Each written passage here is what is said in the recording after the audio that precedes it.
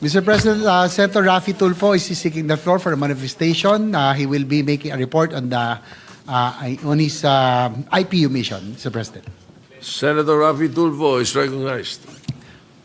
Thank you, Mr. President. I'm glad to report back to the plenary my accomplishments in the recently concluded 151st IPU Assembly, which took place in Geneva, Switzerland on October 19 to 23.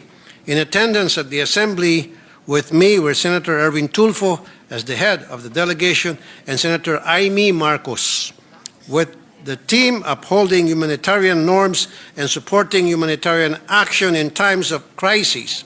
I met with my counterpart delegates from Japan, Cambodia, and Myanmar and exchanged views on how we can further strengthen our government's friendship and cooperation. I also took this trip as an opportunity to meet and greet our kababayans working and living in Switzerland and France. Bilateral meetings in Japan. On the sidelines of the IPU Assembly, Senator Erwin and I met with Honorable Fuji Kazuhiro, who is a member of the House of Councilors of Japan. Bilang chairman ng Senate Committee on Migrant Workers, pinasalamatan po natin si Honorable Kazuhiro dahil sa magandang pagtrato ng Japanese employers sa 50,706 OFWs na nasa Japan, na malaki ang naitutulong sa ekonomiya ng Pilipinas sa pamagitan ng kanilang remittances. Isa sa mga napag-usapan po namin ang aging population ng Japan at aking pong inirekomenda kay Honorable Kazuhiro ang posibilidad na magbukas na mas marami pang employment opportunities para sa Pilipino nurses and caregivers. Lalo na ang Pilipinas ay kilala bilang isang bansa na mapagkalinga at marunong manasakit sa mga nakakatanda. We also discussed Japan's public mass transit system, and Honorable Kazuhiro mentioned that Japan has manpower shortage in the transport sector. Iminungkahi ko na maaari silang kumuha ng Filipino transport workers upang makapagtrabaho sa Japan. We will recommend for DFA and DMW to conduct bilateral talks to their counterparts to address specific issues about these. At akin po itong tututukan, Mr. President.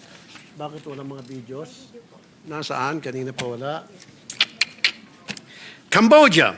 Nakipagpulong din po ako kina First Vice President Och Burit at T. Sokun ng National Assembly of Cambodia upang talakayin ang problema sa human trafficking ng mga Pilipino sa Cambodia. Mr. President, I encourage the government's cooperation to put an end to the prevalent Cambodia-based scam hubs which abuse Filipino workers. Ang mga Pilipinong biktima ay naakit sa mapanlinlang na social media post na nag-o-offer ng malaking sahod, pero pagdating sa Cambodia ay hindi naman sila nababayaran ng tama at ang iba sa kanila ay nato-torture.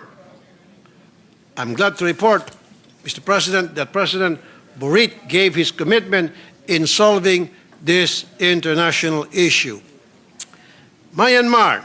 I also met with the delegation of Myanmar to raise concern over the recent raid on a major online scam hub in Myanmar, where around 222 Filipinos are currently seeking rescue and repatriation. We talk about how Philippines stepped up to host ASEAN earlier than planned. After Myanmar, the original host was unable to do so due to its ongoing civil war. Dahil sa patuloy na conflict at lumalalang humanitarian crisis, ipinahayag ko na ang kaligtasan at kapakanan ng mga OFWs sa Myanmar.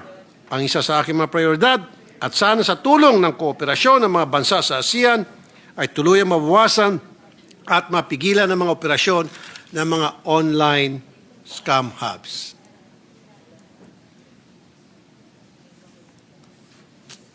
Switzerland. Habang ako po ay nasa Geneva, nakipagkumustahan po ako sa ating mga kababayan na nagtrabaho at naninirahan doon. Mr. President, kasama si Sen. Erwin, we held a meet and greet with Filipinos at the Philippine Consulate General Office, all thanks to Ambassador Carlos Soreta. Bukod sa mga problema ang idinulog sa ating mga kababayan doon, ipinadala ko rin sa kanila ang kahalagaan o ipinaalala ko rin sa kanilang kahalagaan ng isinusulong kong Senate Bill Number 90 o OFW Financial Education Act na layong mabigyan ng sapat na kaalaman ng mga OFW sa pag-manage ng kanilang pera. Ito ay para rin masiguro na hindi sila malulubog sa utang at may maayos na buhay pagbalik sa Pilipinas pagkatapos mag-retire sa trabaho sa abroad. I can say, Mr. President, that Filipinos in Switzerland are in way better condition than Filipinos working in other countries. Kasi nga po, halimbawa sa Hong Kong, marami po sa mga kababayan natin ang nalulubog sa utang. In fact, tumataas po yung bilang ng suicide sa bansang Hong Kong sapagkat hindi po alam ng mga OFWs natin kung paano nila i-manage ang kanilang finances. Marami sa kanila ang utang ng utang or dili kaya ginagamit sila bilang magbabouch sa mga kakilala at ng pagdating ng oras ay yung kakilala nila na kanilang binouch sa utang ay hindi nagbabayad. Doon na po pumapasok yung sila nadidepress hanggang sa sila gumagawa ng hindi tama against doon sa kanilang sarili. Paris, personal ko rin kinumusta ang ating mga kababayan sa France. Kasama ko si Ambassador Eduardo Jose de Vega at Consul General Noemi Diaz.